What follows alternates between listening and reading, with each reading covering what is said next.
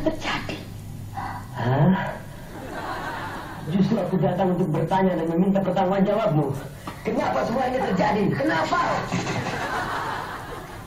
Ani, tadinya aku kira kau seorang gadis yang lain di kampung ini. Tadinya aku kira kau sebuah pribadi. Tapi rupanya kau tidak lebih daripada gambaran seorang gadis kampung yang mudah didapat di sembarangan jalan. Kau perempuan yang lemah. Perempuan yang tidak bisa menentukan sikapnya sendiri. Tentunya kau tahu bukan? Bahwa apa yang kucapai selama ini adalah demi kau, Ani. Demi kita berdua. Tapi semua ini kau khianati. Kau hancurkan. Tapi Roma, semua ini kulakukan karena kau tidak menyintai aku lagi? bukan begitu, Roma. Atau memang dengan sengaja kau tidak membuat aku menderita? Tidak, Roma. Hukum, Ani. Tak perlu kau kemudian sendiri satu macam alasan. Rupanya di balik kecantikan dan kelembutan wajahmu yang selama ini kukagumi, tersimpan sifat tercela. Kau tidak setia. Pantas kau tidak tahu. Roma. Ningsih. Gimana? Kayaknya dia tidak memperhatikan kita, dia lebih ke makan aja deh. Lapar. Malam ibu menyusui. Bagus nggak? Kurang apa? Lebih ke kurang ajar atau gimana? Kurang-kurangin aja sih, kayak kurang-kurangin. Lebih ke kurang-kurangin. Tidak masalah. Yang penting kita sudah mencoba untuk berakting seprofesional mungkin. Luar biasa. Lanjut ya. Terbawa. Ini Pendalaman buka dulu karakter ininya. ya. Mungkin bukan dulu jenggotnya. Maaf. Hah? Ini permanen. Ini kok nggak berhenti makan popcorn? Lupa. Ini. Tapi benar ya, kenapa kalau kita nonton film, tadi kan lagi nonton film kan? Selalu makan popcorn. Iya, kenapa tuh? Enak Ini tau. ada pertanyaan yang Kenapa sih? mengganggu Bener-bener. relung sanubari sih. Iya. Sebenarnya. Kenapa popcorn ya? Kenapa popcorn gitu? Karena kalau makan martabak lengket. Saya sih masih liwet ya. Terusnya makan Mau rendang. piknik dong berarti itu. Pokoknya kalau pergi ke bioskop mau nonton film pasti enaknya tuh sambil ngemil popcorn. Iya, betul. Terus udah gitu ada beberapa alasan ya kenapa popcorn itu cocok banget sambil nonton film. Kenapa? Pertama. Alasan pertama adalah makan popcorn itu nggak berisik. Hah? Jadi nggak mengganggu penonton lain saat kita makan popcorn. Nah, kalau makannya gitu berisik. Tapi agak lebih bisa diterima. Bayangin kalau dia makannya rantangan, ya kan? Dibuka, centong. Itu ribet. Ribet. Atau Memang makanan paling yang pasti. plastiknya yang ada plastiknya yang Iya, benar. itu alasan pertamanya. Jadi memang kita nggak akan mengganggu orang lain. Beda kalau kayak kerupuk, keripik. Itu berisik. Keripik lebih berisik. Berisik lagi. Kalau ini kan lebih yang. Oh ya. Kalau keripik coba beliin dulu keripik deh. Nggak usah lama. Terus selanjutnya kenapa? Karena mungkin ini nggak gampang bikin orang buang air kali ya. Jadi nggak bolak-balik. Tapi kan aus. Nggak bikin kebelet, makanya ada minum. Iya, makanya ada minum supaya nggak seret. Biar nggak seret. Makan roti juga nggak berisik tuh. Nggak berisik juga. Mau lagi nggak ada yang nggak berisik apa? Apa? Nggak usah makan. Diam aja. Ini memang cocok banget popcorn ini sebagai teman kita pada saat nonton ya. Iya. Karena popcorn ini juga bikin kenyang. Karena Bikin bahan kenyang. dasarnya adalah jagung yang memang mengandung banyak serat. Jadi bisa jadi alternatif buat mengenyangkan perut waktu kita lagi nonton. Lalu kemudian ini rendah kalori. Oh, popcorn rendah kalori. Iya, gitu ya. dan mengandung antioksidan yang tinggi. Dan juga ada manfaatnya buat kesehatan seperti rendah kolesterol, mencegah radikal bebas, dan juga saya bisa kira udah mau berhenti ya. menurunkan serangan jantung, resiko serangan jantung. Dan satu lagi, popcorn ini baik buat diet. Masa sih? Masa sih? Coba. Boleh lah kalau Kali begitu aja lah. kurus habis makan ini. Mungkin karena, tapi ini kalau dikasih gula kan tetap aja ada. Sama aja ya. Jadi Gula sama harusnya, garam. Nah, harusnya popcorn doang. Pokoknya rasa karamel sama rasa Sama apa, keju. kamu lebih suka karamel apa keju? Dua-duanya jadiin satu. Di mix ya. Ini kayak gini Iya. makan. Enak banget. Nah, ini ngomong-ngomong soal nonton, tahu nggak kalau hari ini Hari nonton sedunia. bukan, di sini tanggal 30 Maret itu adalah diperingati sebagai Hari Film Nasional. Oh iya, hari film nasional. Oh iya, 30 Maret hari film nasional. Jadi alasannya tanggal 30 Maret 1950 adalah hari pertama pengambilan gambar film Darah dan Doa Benar-benar. atau Long March of Siliwangi yang disutradarai oleh Usmar Ismail. Ya, film pertama itu ya. Ini dia film pertama. Dan ini dinilai sebagai film lokal pertama yang bercirikan Indonesia. Dan selain itu, film ini juga merupakan film pertama yang benar-benar disutradarai oleh orang Indonesia asli. Dan diproduksi oleh perusahaan film milik orang Indonesia asli juga bernama Perfini. Perusahaan film nasional Indonesia ya. Iya. Di mana Usmar Ismail itu tercatat sebagai pendirinya. Karena itulah 30 Maret selalu diperingati sebagai Hari Film Nasional. Ini film pertama kita nih ya. Film nasional pertama nih, Hitam Darah putih ya? dan Doa. Masih BW ya. dan Adam. Tuh. Film perjuangan. Film perjuangan. Sesuai dengan eranya. Film pertama ini ya. Dan air mata. Canggih juga ya bikin film kayak gini zaman. Cerita tentang harapan dan doa yang tiada putus-putusnya. Karena kita memperingati Hari Film Nasional ini pas banget gitu kan. Makanya tadi kita berakting berdua tuh karena kita seneng banget sama film nasional. Nah, ini ada fakta-fakta unik juga soal perfilman Indonesia. Coba kita bahas ya. Fakta unik yang pertama adalah era keemasan film Indonesia. Nih, era keemasan film Indonesia adalah di tahun 80-an. Ini menjadi raja di negeri sendiri saat itu adalah catatan Si Boy. Wah, kira sukses banget ini. Serta dibintangi oleh sederet bintang ternama membuat film catatan Si Boy menjadi salah satu film yang sukses dan masih diingat saat ini bahkan sampai sekarang. Betul sekali. Ini era tahun 80-an ya. Iya. Ini diputar terus ya. Di bioskop tuh semua film-film Indonesia pada tahun itu ya. Tapi sebenarnya kayak kalau di Indonesia itu sekarang dirajai oleh film luar ya. Bioskop. Tapi udah mulai juga. Udah mulai banyak ya. Nah, ini mobilnya saya punya nih. Bener. Serius? Serius. Masih ada apa sekarang? Masih ada saya simpen. Orang beli nggak? Nih yang kedua, fakta berikutnya adalah film Indonesia terlaris ya.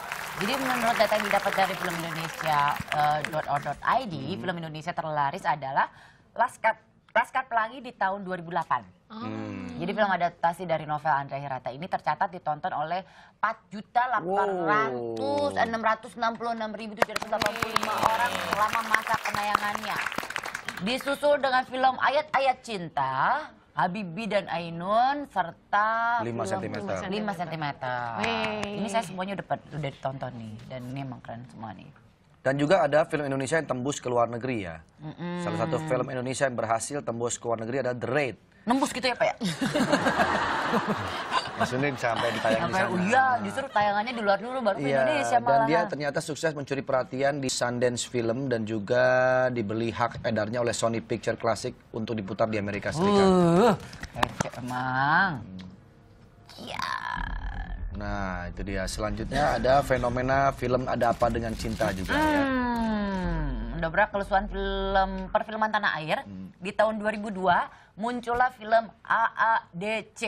Ada Apa Dengan Chandra. Ada Chandra. Chandra atau nggak?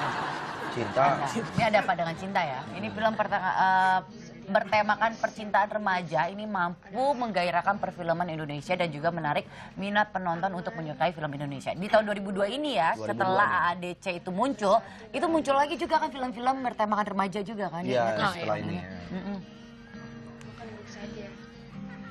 Ini sukses banget nih. Ini bisa nonton berkali-kali nih pada zaman gitu. AADC 2. Bentar lagi juga akan tayang ya. Iya. AADC 2. Itu penasaran gak sih? Penasaran mau banget. nonton AADC 2. Iya, kalau nggak salah yang di ADC pertama kan si Cinta ditinggal sama Rangga tuh ke Amerika, ya kan? Nah, pasti kelanjutannya pada pengen tahu nih hubungan Cinta sama Rangga sampai di mana. Cinta udah kawin, udah punya anak 2. Itu kan aslinya. Kalau di filmnya, nih. Ini tayangan Ini saya AADC 2 ya? Jogja kan ya syutingnya ya? Sama di Amerika. Ini kenapa sih Dian Sastro malah makin muda ya? Lihat Benjamin Button. jurang antara kebodohan dan keinginanku memilikimu sekali lagi. AADC 2. Ini pada penasaran. April nanti nih tayang nih. Meme-nya udah banyak. Banyak banget meme-nya. Salah satu yang menantikan juga nih film AADC 2. Kayaknya bakalan seru ya, jadi kayak flashback. Nggak tahun sebagai angkatan 2000-an. Kembali ke masa-masa Kembali itu ya. ke masa-masa. Iya. Kalau film bulan April selain AADC 2 yang akan rilis di bulan April, ada juga salah satu filmnya itu Juara The Movie. Ini drama aksi Indonesia menceritakan tentang seorang remaja bernama Bisma. Oh, Bisma. Yang diperankan oleh Bisma Karisma. Oh, yang sejak kecil tertarik akan ilmu bela diri.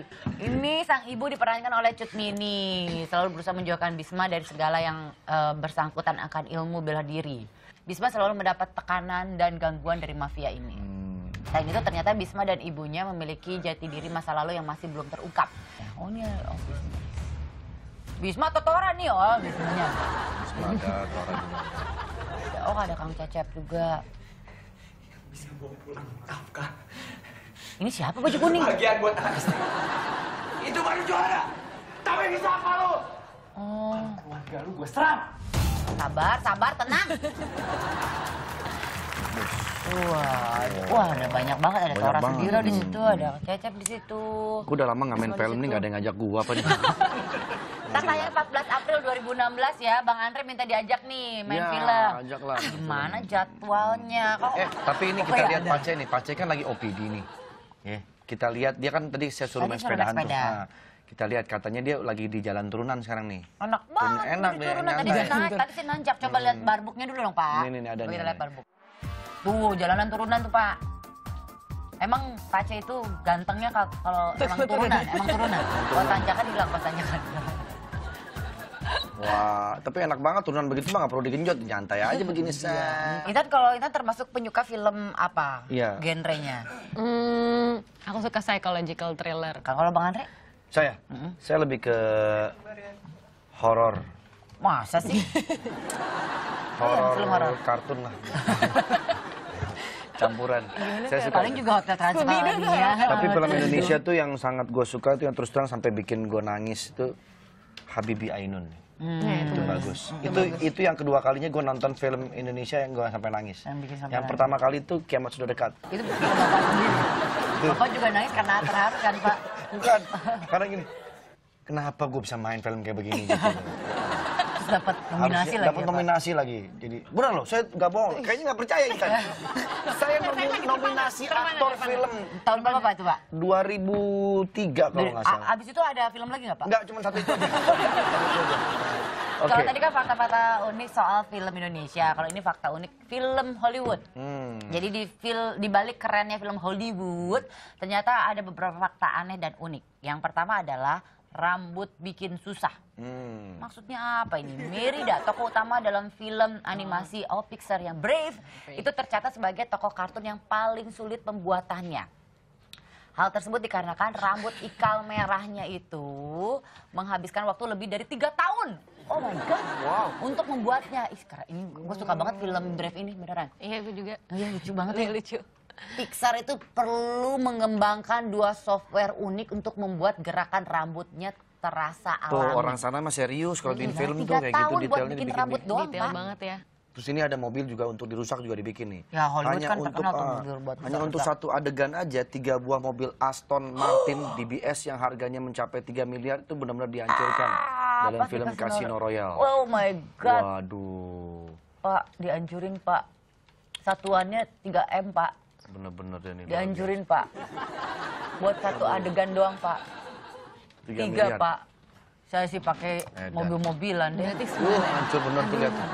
Aduh sedih banget ya. Aduh itu mobil keren banget loh itu.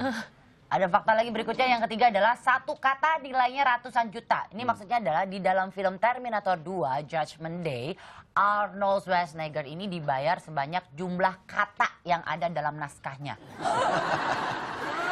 Jadi dia bayarnya bukan per episode, per kata. Jadi di skripnya Arnold ini terdapat 700 kata. Jadi diperkirakan bayaran Arnold per kata adalah 200 juta rupiah. Sehingga total Arnold dibayar dalam film tersebut sebanyak 150 miliar rupiah. Oh jadi sama dong ya kayak bayaran aku di pagi-pagi ya per kata. Oh per kata kamu. Cuma kamu kan murah kalau di pagi-pagi itu. Per katanya berapa? Sen. Tapi Arnold sombong banget ya pakai per kata begitu ya. Ribet juga tapi harus ngitungin gitu. Iya. Gila ya Arnold. Bisa begitu ya. Hebat loh Ti. Bisa dibayar begitu per kata. Manajernya siapa, kenalin? Hah? Manajernya gue Dilin. 100 miliar Pak, itu berarti totalnya. 150 miliar, waduh satu film ya. Aduh, Oh, Keren. Coba di sini bisa begitu ya. bisa. Entar, katanya ada album apa single sih? Masih belum sih karena emang kemarin ya hamil terus punya anak. Oh sempat tertunda jadinya? Jadinya ketunda. Jadi ya akhirnya aku sekarang juga mikirnya ya lihat aja dulu nanti kira-kira kapan gitu. Oh, Tapi udah selesai sebenarnya gitu. Habis ini mungkin lanjut tinggal lagi kalau udah tinggal dikeluarkan dikeluarkan aja gitu. Nanti kalau udah siap lagi ntar mampir lagi dong pagi-pagi. Iya, promoin di sini ya. Kalau nggak singin dekat. Singin dekat, nyanyi di mobil juga. Boleh. Oke. Thank you ya Tan Makasih ya Tan ya, sukses Makasih. mudah-mudahan Ya, semuanya. terima kasih. Salam buat Kian, Buat sehat buat selalu. Aan. Buat Aan ya. Oh jangan Aan ya. Oke, sahabat pagi. Nanti kita lanjut lagi. Duduk belum ini apa-apanya. Nanti kita akan lanjut lagi, kita akan. Nasi liwet bikin. Ini Oh iya. mau pulang sih. Kirimin ke rumah ya? Iya. Kirimin ke rumah aja ya. Pokoknya enak gak enak saya kirimin. Apalagi di musim hujan gini, Ti. Suasana lagi mendung-mendung gini, makan nasi liwet enak banget. Nanti sama boy. Oke, kalau begitu. Udah jangan kemana-mana, tetap di pagi-pagi. Semangat!